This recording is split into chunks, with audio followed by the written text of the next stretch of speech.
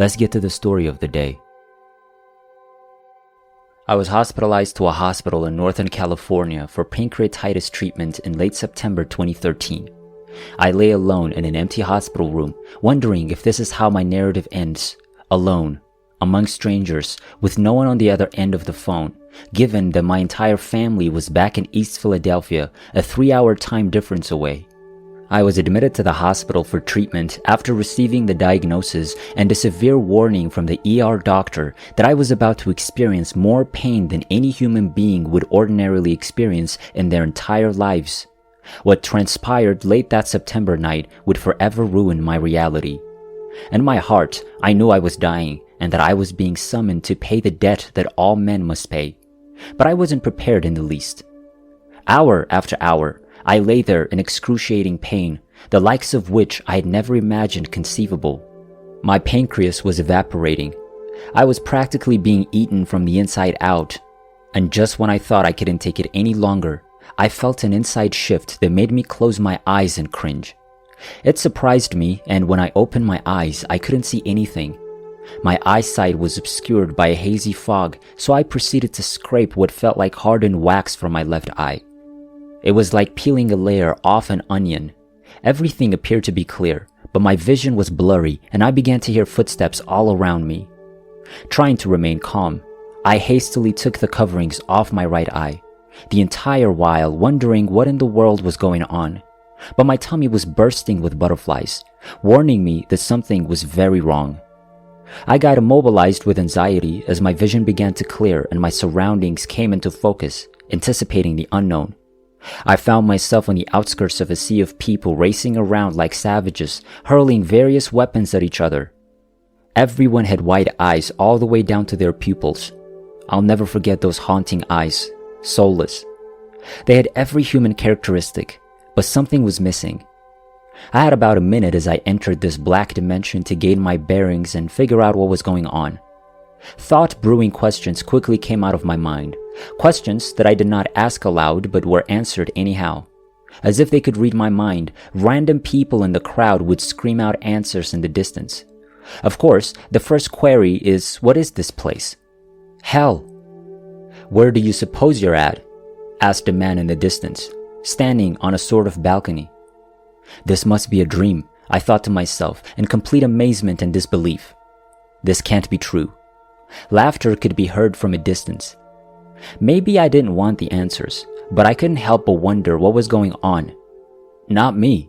Another thought rushed through my mind as I realized the weight of the situation was starting to rest on my shoulders. Where do you think they send furious drunks when they die, stupid? Asked a broken-down man 10 feet in front of me. His remarks were patronizing, but his demeanor was firm. I was paralyzed. The most intense and frightening sort of shock I've ever experienced. Nobody was saying anything orally at the time, but they were speaking to me inside of my thoughts. I shook as I attempted to back away from the oncoming turmoil as if to say, I'm not a part of this. But there was nowhere for me to go. This godless environment was surrounded by a wall of pitch-black blackness, deeper and denser than the midnight sky. As I came closer to the darkness, I felt that my body was being repelled from it, like the same pole of two magnets meeting for the first time. It was unthinkable. I was trapped. You know how it feels to be caught doing something you know is wrong?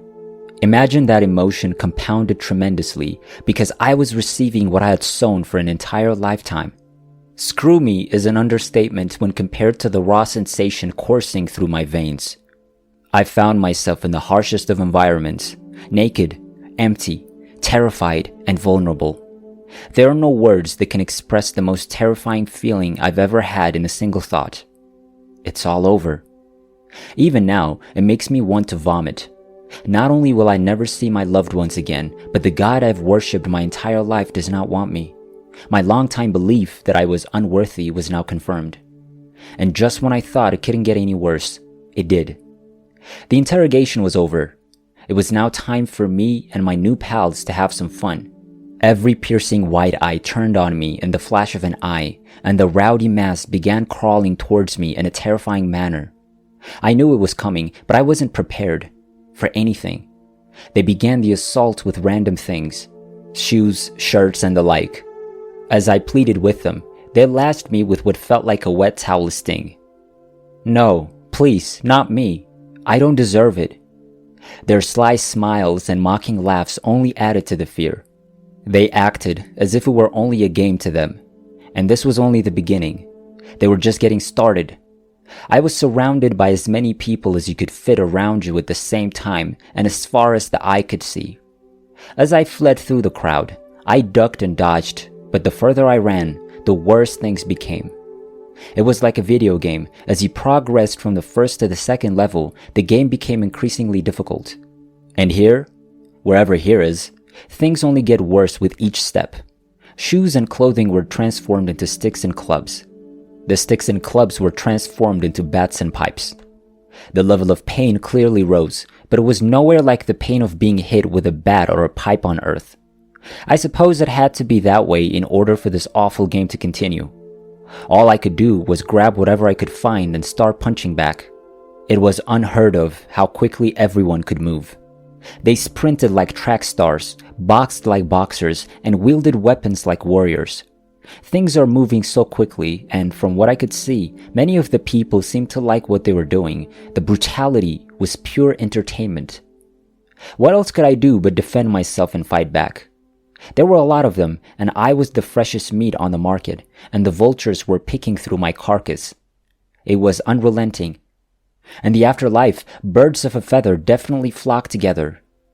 I know I wouldn't be writing this right now if I hadn't stumbled upon this little girl, an angel, who must only have been 3 or 4 years old. A still, small voice caught my attention in the midst of the turmoil, and I was in the thick of it.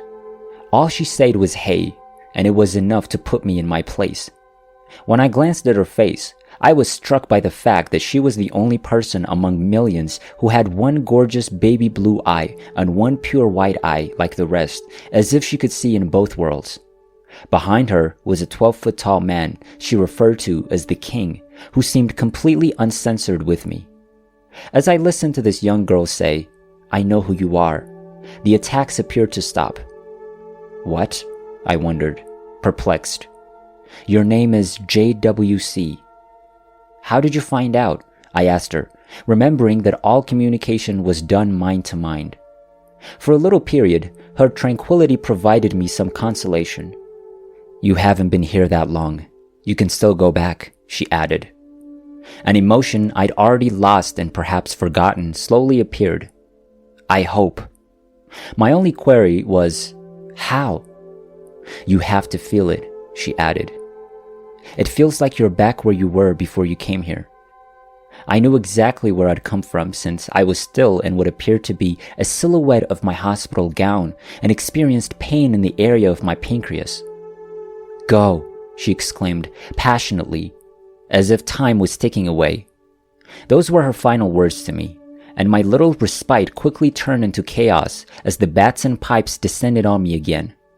I pushed and shoved and raced as fast as I could, fighting my way through the crowd, longing for the darkness I saw in the distance. Nobody or nothing could stop me, no matter how hard they tried. And believe me, they were giving it everything they had. As I moved closer to the border, I felt the repelling force of the darkness pushing me back. It became so powerful that I collapsed to my knees, fighting a force I couldn't see. I was pushing and crawling my way forward, while being dragged back by what seemed like 100 hands scratching and clawing over every inch of my body. With full tiredness setting in, I took one last plunge into the darkness. I closed my eyes and envisioned myself back on the hospital bed with every fiber of my existence. I opened my eyes to find myself in full darkness. It isn't working. It isn't working. My heart was pierced by laughter and screaming. I fled back a few inches into a force of darkness I'd never felt before and lay on my back, attempting to recreate and will myself back into that hospital bed. Maybe 5 seconds had elapsed before I had the guts to open them to check if I'd crossed back over. And to my absolute shock and overwhelming amazement, I found myself in the hospital, peering up through the sheet. My heart particularly kicked back up, and I sat up screaming and gasping for oxygen.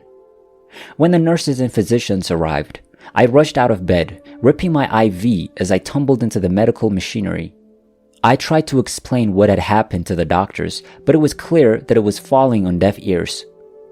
Over the next 2 weeks, the nurses enjoyed hearing about my experience and provided me with as much comfort as they could. As I recall being back in that horrible situation, the little girl's voice still lingers in my memory. I sometimes wonder whether I've lived a lifetime of agony, only to die and be carried to a plane constructed for even more agony. That little angel recognized my name. Why, I wonder? Is it written already? I suppose that only time will tell. Looking back at those lost souls with their haunting white eyes, all I can feel is despair. I believe they lost not only their humanity, but also their awareness, their morality. The depth of the reality I encountered was equivalent to the depth of the reality you're experiencing as you read this. Do you believe you're having a dream right now? Yes? My conviction remains the same. The light shines in the darkness, but the darkness cannot understand it. First chapter of John.